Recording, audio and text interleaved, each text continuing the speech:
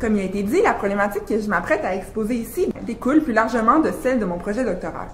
Ce sont en effet les grandes lignes de ce projet qui me serviront d'introduction et cela me permettra aussi de mieux situer ce questionnement sur le statut du passé des lettres, du passé de la littérature, plus particulièrement sur celui du roman, sur lequel discourent librement ceux que j'ai coutume d'appeler, tout simplement, les romanciers essayistes. Donc, je travaille dans le cadre de mes recherches doctorales sur la pratique de l'essai sur le roman par des romanciers et romancières françaises depuis les années 60, c'est-à-dire après le moment phare du nouveau roman, jusqu'à ses plus récentes manifestations, en l'occurrence 2017, à l'intérieur de la tradition française. Il s'agit donc d'un corpus assez vaste, près de 25 titres à ce jour. Je n'en convoquerai ici que quelques-uns, ne vous inquiétez pas, et qui ne cesse de croître avec la découverte de textes un peu plus marginaux, moins connus, qui n'ont pas vraiment eu de réception critique. Et ce corpus croît donc malgré mes critères baliseurs assez rigides, dont les plus importants sont les suivants. Une perspective praticienne, ces textes doivent avoir été écrits par des écrivains, se considérant d'abord comme des romanciers, et ce, sans égard au nombre d'œuvres romanesques publiées, ni à l'importance qu'ont eu ces mêmes œuvres sur la scène littéraire. L'objet, ces textes doivent porter sur le roman en tant qu'art ou en tant que genre, et non plus généralement sur la littérature, sur des romanciers spécifiques, ou encore sur un type de roman en particulier. Leur matérialité, ces textes doivent exister en tant que livres. Je les considère donc les innombrables publications en revue, demeurées en revue, où des romanciers s'expriment sur le genre littéraire qu'ils pratiquent. Leur histoire éditoriale, donc si les ouvrages en question proviennent de textes épars, ceux-ci doivent avoir été réunis, rassemblés par leur auteur et non par une volonté éditoriale posthume, dans le but de produire un livre. Il se voit donc souvent accompagné d'une préface englobante, porteuse de ce que la critique Irène Langlais nomme une déclaration de littérarité. Pourquoi s'intéresser à cette pratique depuis les années 60? Eh bien, de Marmontel à Zola, en passant par Sade et Madame de Staël, il existe depuis au moins 2 siècles dans la tradition française un corpus antérieur d'essais sur le roman. Il est vrai aussi que la forme de la préface a longtemps été investie, et tout particulièrement au 19e siècle, comme lieu de réflexion esthétique et historique sur le genre du roman. En outre, apparaissent dans les années 1920-1930 une série d'essais sur le roman, pour ne nommer que l'essai sur le roman de Georges Duhamel, 1925, ou le roman de François Mauriac, 1928, dans la foulée de ce que Michel Raymond a nommé la crise du roman. Or, ces textes demeurent marqués par un nationalisme littéraire flagrant, dans la mesure où il s'agit d'abord de réfléchir au roman français, tout en continuant de privilégier la voie de l'analyse psychologique. Surtout, ces textes produits dans les années 20, qui constituent certes une première vague d'essais sur le roman, ne seront à peu près jamais convoqués dans la discussion qui commence après la Seconde Guerre mondiale. En effet, on assiste, disons une dizaine d'années après la guerre, à une vive polarisation du champ littéraire qui pointe vers ce que l'on peut appeler, suivant Dominique Villard, comme une seconde crise du roman, avec d'un côté, pour schématiser un petit peu, l'existentialisme et l'appel à l'engagement, de l'autre, les formes militantes du non-engagement, selon l'expression de Dominique Villard. À ce camp participent aussi bien les nouveaux romanciers que ceux que l'on peut appeler les hussards, de même que les romanciers sans affiliation, comme Romain Gary. Ce camp est donc lui-même extrêmement divisé, car le nouveau roman, en jetant un soupçon sur le genre du roman, sur le genre romanesque, et sur ses principes les plus fondamentaux, a généré la nécessité d'une réponse. Plus particulièrement, tout porte à croire que c'est la publication en recueil des articles de Nathalie Sarraute, parus antérieurement en revue formant désormais l'art du soupçon, qui inaugure un nouvel espace discursif, celui d'une réflexion sur le contenu et la forme du roman, par les romanciers eux-mêmes, prenant place dans la forme longue qu'est l'essai, en nommant la période à laquelle il donne le coup d'envoi, une ère justement dite du soupçon. En effet, on note à sa suite la publication d'un nombre considérable d'essais sur le roman, la plupart entrant en dialogue, de manière frontale ou détournée, avec les idées et principes esthétiques défendus par Nathalie Sarraute et plus généralement avec l'esprit du nouveau roman, incarné bien sûr par une autre figure forte, celle d'Alain Robbe-Grillet. Rappelons que ce dernier, dans un court texte de 1957 sur quelques notions périmées, repris dans son essai pour un nouveau roman en 1961, avait dit désuètes et dépassées certaines notions clés du roman, comme le personnage et l'histoire, en plus de déclarer, dans cette phrase désormais célèbre, « raconter est devenu proprement impossible ». C'est là le début d'une longue discussion qui en témoigne l'apparition d'un essai contemporain au titre très évocateur, « Rouvrir le roman », n'est pas encore terminé et sans doute loin de l'être. Il faut dire que le ton est assez violent en ce qui concerne les textes produits dans les années 1960 et 1970, où il s'agit de défendre directement les notions de personnage et d'intrigue. Ainsi, l'essai « Paradoxe sur le roman » de Kleber Heidens, qui découle d'un texte antérieurement paru dans les années 40, se voit remanié, bonifié et republié dans les années 1960 pour réagir directement à l'essor du nouveau roman, qualifié de, je cite, « secte ridicule », et tout particulièrement aux idées de Nathalie Sarraute, dont il dénonce, je cite, « l'hypocrisie monstrueuse ». De même, on a le sentiment que Pour Sganarelle de Romain Gary, texte de 1965, le plus long de mon corpus, donc plus de 550 pages, a été tout entier écrit pour réagir au nouveau roman. En effet, Gary, qui par ailleurs n'hésite pas à traiter Rob Grillet à plusieurs reprises de « banane », enfonce le clou un peu plus loin en faisant de Nathalie Sarraute, je cite, « une précieuse ridicule » et du soupçon, je cite, « une simple affaire de talent ». Dernier exemple, Jacques Laurent, dans son essai de 1977, « Roman du roman », fait valoir que Nathalie Sarraute n'est tout simplement pas romancière, ce qui est par ailleurs la pire insulte qu'un romancier peut faire à un autre romancier ou romancière. Je cite, « Les personnages, les dialogues, l'intrigue, la description déplaisent à Nathalie Sarraute, pourquoi pas, mais pourquoi prétend-elle qu'elle écrit des romans? » Fin de la citation. Le ton finit par s'adoucir à partir des années 1980, car le nouveau roman n'est plus aussi menaçant, mais on peut voir que le soupçon, lui, demeure et finit par être associé aussi bien à Breton qu'à Sartre, Zola, Valéry, Paul Bourget, Taine, c'est-à-dire à diverses figures d'hommes de lettres ayant mis en cause le roman, et à qui, de manière somme toute assez anachronique, il s'agit encore de répondre. Ce soupçon est aussi celui des sciences humaines, de la science tout court, du journalisme, de l'attrait pour le fait vécu, des idéologies politiques, du triomphe du cinéma, etc. Bref, de diverses formes de discours qui placeraient le roman au banc des accusés. Ainsi, il s'agit toujours, et même pour les textes les plus récents, d'émettre un plaidoyer en faveur du roman afin de dire sa pertinence, son actualité brûlante, sa nécessité fondamentale pour l'homme dans sa compréhension de lui-même. Je cite Jacques Laurent et le roman du roman. L'existence du roman prouve qu'il nous manque quelque chose sur la Terre, puisque le roman existe pour combler ce manque. Fin de la citation, phrase rhétorique qui aurait pu prendre place dans n'importe quel autre titre du corpus. Parlons plutôt d'un double plaidoyer dans la mesure où l'on constate que celui-ci est toujours à la fois un plaidoyer en faveur du roman en général et un plaidoyer en faveur d'une conception précise de celui-ci. Exemple, Gilles Barbedette, auteur de L'Invitation au mensonge, donc, joue l'irréalisme contre le réalisme. Richard Millet, dans l'enfer du roman, plaide pour un travail sur la langue contre le storytelling. Romain Gary milite pour la péripétie contre l'évasion de la théorie, etc., etc. Or, il faut voir que tous ces plaidoyers passent amplement par le récit de l'histoire du roman. Depuis sa naissance jusqu'à sa mort, probable chez certains, inévitable pour d'autres. Comme si, pour définir le roman, les romanciers essayistes n'avaient d'autre choix que de raconter cette histoire, de la réouvrir, comme si celle-ci n'avait pas été écrite des dizaines, voire des centaines de fois. En ce sens, ces textes témoignent d'une volonté claire de la part de leur auteur d'intervenir dans l'histoire du roman, dont ils sentent la profonde nécessité d'une prise en charge.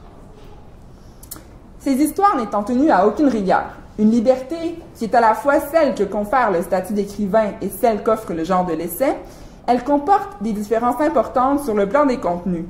Exemple, le moment où se voit poser la naissance du roman, le choix des figures importantes, etc. Même Milan Kundera, auteur de plusieurs essais, ne propose pas tout à fait la même version de l'histoire du roman dans chacun d'entre eux. Néanmoins, ces histoires comportent un certain nombre de traits récurrents sur un plan que l'on pourrait dire formel. D'abord, une personnification effrénée du genre romanesque que l'on dote de traits physiques, d'habits, d'un bilan de santé, de traits de personnalité, d'une conscience, de goût, de souvenirs d'enfance. Certains romanciers essayistes ont même accès à son fort intérieur, laquelle renferme, vous le devinerez, une autre histoire du genre romanesque.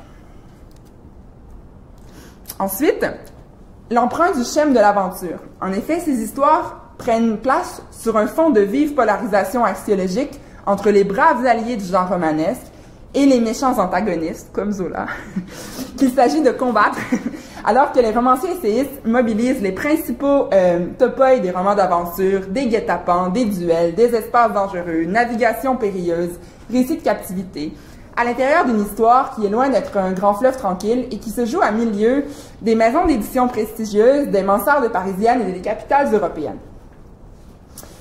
Mais s'il s'empare de la sorte et de manière aussi créative de l'histoire du roman, c'est avant tout dans la volonté de la corriger, de la rectifier, de la reconfigurer, produisant du même coup un discours critique très sévère envers une histoire littéraire dite ou posée comme officielle.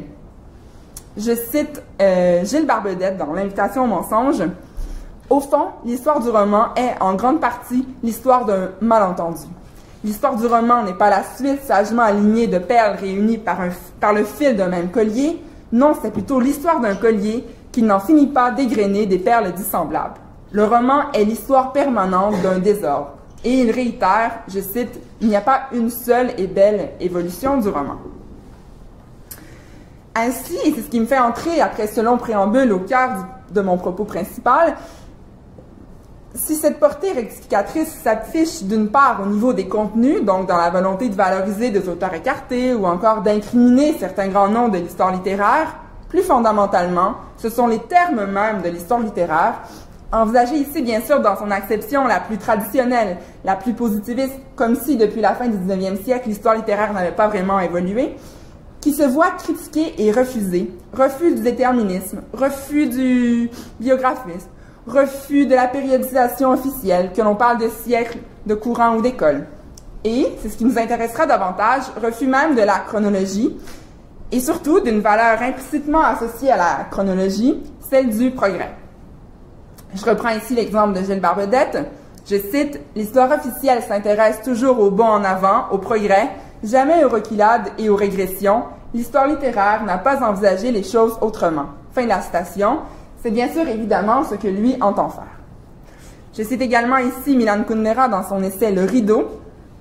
Appliquée à l'art, la notion d'histoire n'a rien à voir avec le progrès. Elle n'implique pas un perfectionnement, une amélioration, une montée. Elle ressemble à un voyage entrepris pour explorer des terres inconnues et les inscrire sur une carte. L'ambition du romancier est non pas de faire mieux que ses prédécesseurs, mais de voir ce qu'ils n'ont pas vu, de dire ce qu'ils n'ont pas dit. La poétique de Flaubert ne déconsidère pas celle de Balzac, de même que la découverte du pôle Nord ne rend pas caduque celle de l'Amérique. Fin de la citation. À ce titre, on remarque qu'il y a au fond une coïncidence entre la droite chronologique véhiculée par l'histoire littéraire traditionnelle et la version de l'essor du roman, largement téléologique, proposée par les nouveaux romanciers, à partir justement de cette idée de progrès ou de perfectionnement. En ce sens, et c'est véritablement ma préparation en vue de ce colloque qui me l'a fait découvrir, la contre-offensive qui prend place dans les essais sur le roman publiés après le moment phare du nouveau roman et lancée envers les figures fortes que sont Nathalie Sarraute et Alain Robbe-Grillet n'en est pas seulement une relative à la défense du personnage et de l'intrigue, mais est sans doute, et de manière plus sous-jacente et peut-être encore plus fondamentale, un conflit d'historicité. Je cite Kleber Heidens dans Paradoxe sur le roman. Ces coqs-grues viennent d'une croyance enfantine au progrès en littérature. Les œuvres nouvelles seront forcément tôt ou tard des levains d'émancipation et de progrès, dit Nathalie Sarraute d'un air bien cornichon. Or, on ne va jamais plus loin en littérature, personne n'est allé plus loin qu'Homère, on va ailleurs, c'est tout. Les romanciers essayistes, et tout particulièrement ceux des années 1960 et 1970, refusent de voir en le nouveau roman l'aboutissement de l'histoire du genre romanesque, mais surtout refusent plus généralement leur construction historiographique. En un sens, il s'agit moins de défendre les notions dites périmées, selon les mots de Robbe-Grillet, que d'attaquer l'usage même de cet adjectif. Ce faisant, il participe à ce grand mouvement qui démarre à partir de la seconde moitié du XXe siècle, qui, comme le souligne Catherine Gosselin, marque sa distance face à une historicité du progrès, alors que les nouveaux romanciers s'ancrent toujours, eux, dans un modernisme assumé. Il faut voir que dans leur volonté de reconfigurer l'histoire du roman et de critiquer l'histoire littéraire traditionnelle ou officielle, les romanciers essayistes s'emploient pour autant à aménager une idée cruciale, celle de la continuité, intrinsèquement liée à l'histoire du roman. Chez Milan Kundera, il est même possible de parler d'une continuité idéale, idéalisée, ou encore même d'un fantasme de la continuité. Je cite son essai L'art du roman. L'esprit du roman est l'esprit de continuité. Chaque œuvre est la réponse aux œuvres précédentes. Chaque œuvre contient toute l'expérience antérieure du roman. Fin de la citation. Continuité qui, chez les romanciers essayistes, passe beaucoup moins par un discours sur les siècles ou sur les courants que par l'éloge des figures romancières individuelles. Mais comment dès lors cette critique, qui est à la fois celle d'une historicité progressiste associée au nouveau roman et celle d'une chronologie plate et rigoureuse de l'histoire littéraire traditionnelle, se présente-t-elle chez ces romanciers essayistes? Comment propose-t-il une autre historicité qui, tout en défiant la chronologie, maintient intacte l'idée ou l'idéal de continuité intimement associé à l'histoire du genre romanesque? Dominique Fernandez, dans un essai assez récent, L'art de raconter, 2006, adopte une stratégie originale, voire paradoxale, en décidant de faire entrer dans l'histoire du roman qu'il écrit les romanciers qu'il affectionne par ordre alphabétique pour contourner justement l'effet de chronologie. Mais plus généralement, il s'agit, la plupart du temps, d'ériger des ponts et des continuums là où, a priori, on ne les imaginerait pas, créant ainsi une sorte de continuité inattendue, pour ne pas dire anachronique, qui déjoue finalement une chronologie, elle, attendue. Ainsi, chez Richard Millet, dans L'enfer du roman, Dostoïevski a, je cite, « digéré Shakespeare et Dickens », alors que Jacques Laurent choisit de glisser entre, je cite, le sage et Jules Verne, son cher Casanova, dont les mémoires ont les bifurcations internes d'un roman, tandis qu'il pose Balzac en héritier direct de Pétrarque. De son côté, Dominique Fernandez fait d'Alexandre Dumas, je cite, « le grand frère de Pirandello ». En outre, cette critique du progrès procède souvent de la valorisation d'œuvres anciennes qui finissent par devenir, dans un renversement anachronique des valeurs, prodigieusement modernes. C'est ce que fait Jacques Laurent dans Roman du roman avec le Satyricon qui devient sous sa plume le premier roman moderne. C'est ce que fait Milan Kundera avec les œuvres de Rabelais et Don Quichotte dont il célèbre constamment la jeunesse désinvolte. C'est ce que fait Romain Gary avec le Lazario de Tormes, posé non seulement comme le premier roman, comme l'âge d'or du roman, comme sa forme originelle, dont il souhaite s'inspirer dans l'écriture de son roman à venir, alors qu'au terme nouveau roman finit par s'opposer celui de nouveau roman picaresque. C'est ce que fait Dominique Fernandez avec l'Odyssée, ce tout premier roman, je cite. C'est ce que fait Félicien Marceau dans le roman Liberté avec Homère, premier romancier avec lequel il décide lui aussi de faire commencer le roman, car Homère, je cite, c'est déjà Balzac, c'est déjà Flaubert, c'est déjà Nathalie Sarraute. Fin de la citation. Nous nous retrouvons pleinement dans ce que le critique Joël Lair désigne comme des histoires littéraires à rebours, et dans la mesure où ils prennent l'histoire littéraire à contresens, c'est-à-dire à partir d'eux-mêmes, les romanciers essayistes façonnent des histoires du roman parsemées d'anachronismes implicites. Lucien annonçait Cervantes, déclare Jacques Laurent. Tolstoï anticipe Joyce, écrit de son côté Milan Kundera, tandis que chez Richard Millet, l'Odyssée contient déjà, je cite, tous les romans des siècles à venir. Chez Jacques Laurent, la princesse de Clèves se pose une question, je cite, dostoïevskienne, où est le mal, où est le bien? Elle se pose une question stendhalienne, où est mon bonheur? Bref, nous sommes ici en plein renversement anachronique des influences. Ce sont les œuvres ultérieures qui influencent les œuvres antérieures, dans leur sens même, à l'intérieur d'une réécriture de l'histoire littéraire qui procède d'une inversion assumée du temps. Ainsi, sur un plan épistémologique, si l'anachronisme est d'emblée conçu comme péjoratif, chez les historiens du moins, il renvoie précisément à une erreur dans la chronologie, à une erreur de chronologie. On pourrait dire que s'opère ici une sorte de renversement qui fait que l'anachronisme acquiert une pleine valeur positive, car en plus de rencontrer bon nombre d'anachronismes implicites dans ces textes, on découvre dans certains d'entre eux une pratique délibérée, ludique et pleinement assumée de l'anachronisme. En voici deux exemples qui concernent tous deux la figure de Don Quichotte. Dans l'art du roman, Milan Kundera, parlant cette fois du château de Kafka, donc roman qu'il adore tout simplement, martèle, est toujours dans un idéal de continuité, que, je cite, « C'est Don Quichotte lui-même qui, après 3 siècles de voyage, revient au village déguisé en arpenteur. Il était jadis parti pour choisir ses aventures, et maintenant, dans ce village au-dessus du château, il n'a plus le choix, l'aventure lui est imposée. » Fin de la citation. Romain Gary, dans Pour Sganarelle, pousse la boutade un peu plus loin, soutenant que l'œuvre de Cervantes, je cite, a succédé avec l'éclat que l'on sait, au roman balzacien et tolstoïen fini du 19e siècle, et que Don Quichotte est la seule œuvre dominante que la seconde moitié du 20e siècle ait vu paraître. Que, je cite, « La publication de Don Quichotte de la Manche est un phénomène extraordinairement intéressant pour l'avenir du roman », avant de déclarer évidente, je cite, l'influence de Kafka sur Cervantes.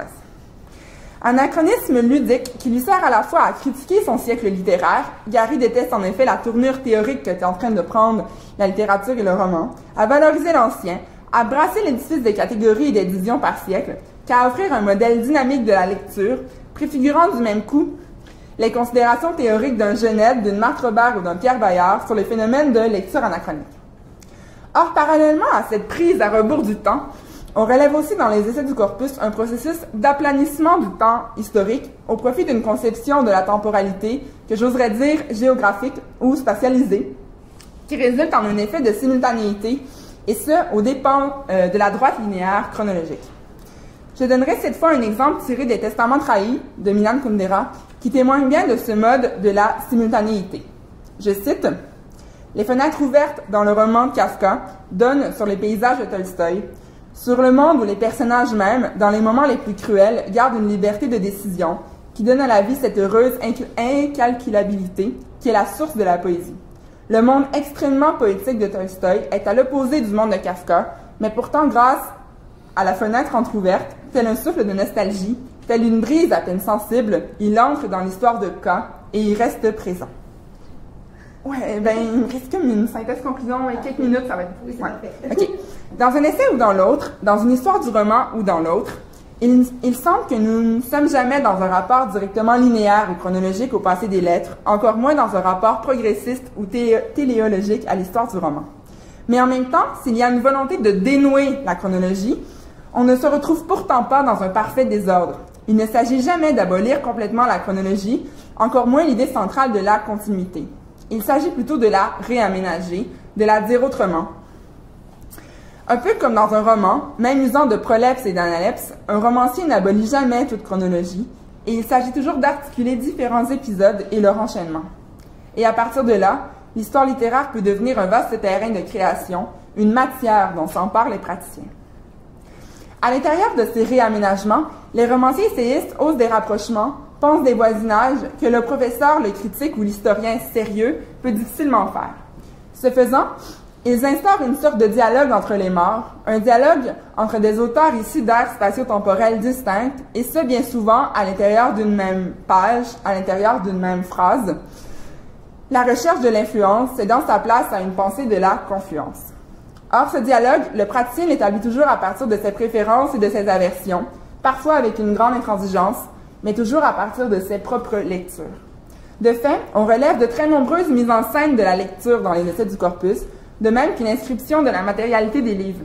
C'est pourquoi Gustave Aimard, romancier mineur pour bon nombre de critiques et historiens, mérite sa place dans l'histoire du roman configurée par Dominique Fernandez, car, je cite, « À 11 ans, à 12 ans, il est le premier écrivain que j'ai aimé.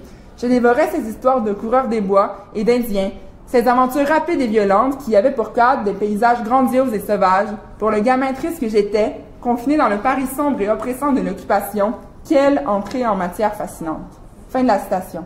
C'est pourquoi les premières lignes de Pourzianarelle de Romain Gary s'inscrivent sur le signe de la lecture, ou plutôt de la relecture. Je cite, « Commençons par Tolstoï, puisqu'aussi bien il me tombe sous la main.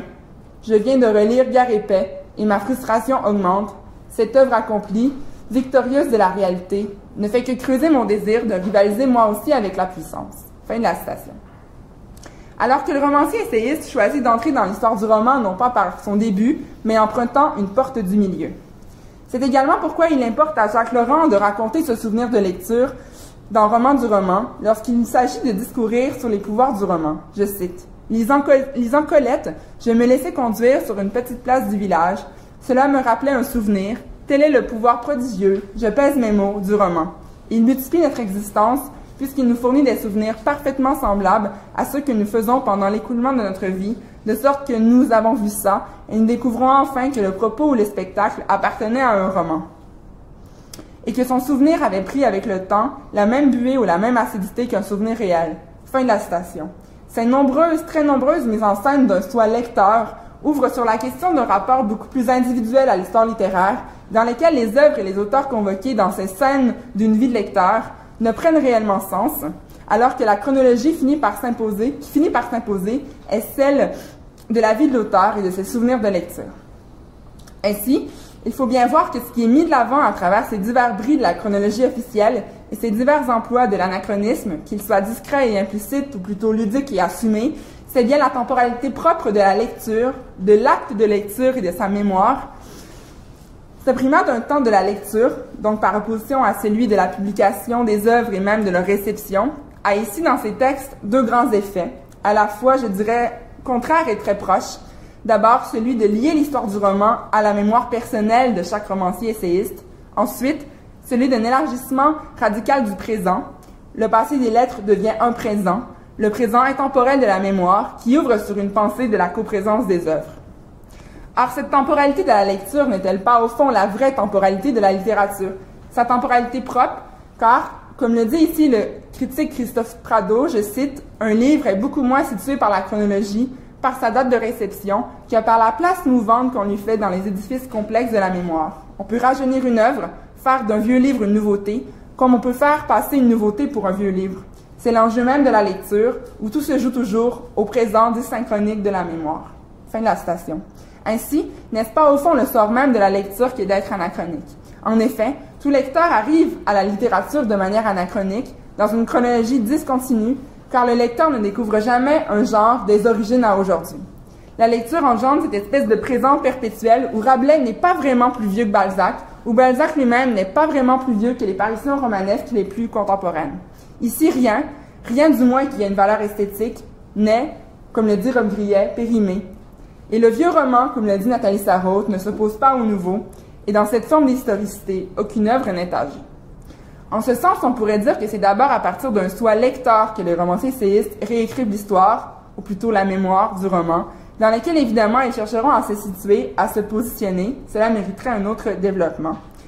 Et non d'abord à partir d'un soi écrivain, comme le font directement les nouveaux romanciers. Ce faisant, les figures romancières et les œuvres admirées peuvent coexister, être côte à côte, comme le sont deux livres dans une bibliothèque, comme le sont deux œuvres d'art dans un musée, où l'on peut circuler librement entre elles, car la mémoire des lettres, comme l'a défini Judith Schlagner, se joue toujours au présent, dérobe le passé au passé, pour le restituer dans un présent, lui-même anachronique. Se dessine au fond ici une figure d'écrivain intermédiaire entre deux figures esquissées par Judith Schlagner, la posture du classique, pour qui toute œuvre aimée est éminemment contemporaine et qui nie même tout horizon temporel, et la figure de l'écrivain critique qui manipule habilement, aisément le passé des lettres, précisément dans le but de faire valoir sa nouveauté dans une vision forte de l'avenir.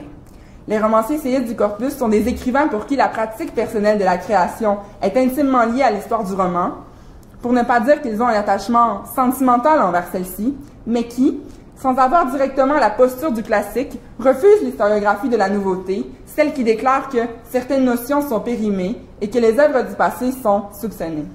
En effet, ayant les deux pieds dans l'histoire du roman, les romanciers essayistes semblent refuser l'histoire même, ses principes mêmes, la chronologie, l'influence, la valeur du progrès, au profit de synchronisme et d'anachronisme. Pourtant, leur premier réflexe pour discourir sur le genre romanesque demeure celui d'en écrire l'histoire. En lecteur, les romanciers essayistes écrivent depuis une sorte d'ontologie des œuvres. Ils sont anhistoriques tout en écrivant néanmoins l'histoire du genre romanesque. Mais est-ce vraiment ce qu'ils font? L'histoire du genre romanesque et la découverte du roman à travers une vie de lecture s'entremêlent pour donner lieu à une forme de mémoire du roman. Et cette mémoire est-elle celle du genre romanesque ou celle de chaque romancier essayiste?